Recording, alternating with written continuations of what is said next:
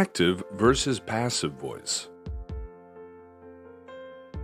When writing or speaking, the voice you use to communicate can dramatically change the message you are delivering. A formal voice, for instance, conveys a sense of authority and confidence. An informal voice can help your audience feel at ease. Although there are many different ways to alter the voice you use in your speaking and writing, there are two particular voice forms that can drastically alter not only the manner in which you speak, but also the way it is perceived and received.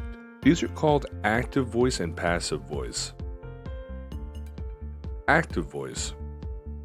Active voice is a manner of speaking or writing that uses both a definitive verb and noun, putting that verb into action. The dog ran, for instance, demonstrates a clear noun, dog, and a clear verb, ran, leaving no question as to who or what is at the source of the sentence's action. Passive voice. Passive voice, however, does not rely on a clear noun or subject and instead obscures the source of action. Mistakes were made is the most commonly used example of passive voice, as it is often used by authority figures, politicians, and others in positions of power in order to evade blame or responsibility. Which voice to use? In active voice, the subject of a sentence performs the action. In passive voice, the action in the sentence is performed upon the subject. To convert a sentence to passive voice, some rearranging is required. The sentence, "The women worked together in men's sportswear," is active.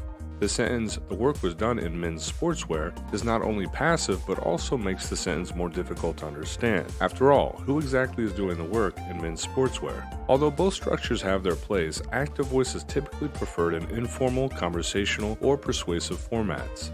Passive voice is more commonly utilized in informational and formal settings. How to tell the difference.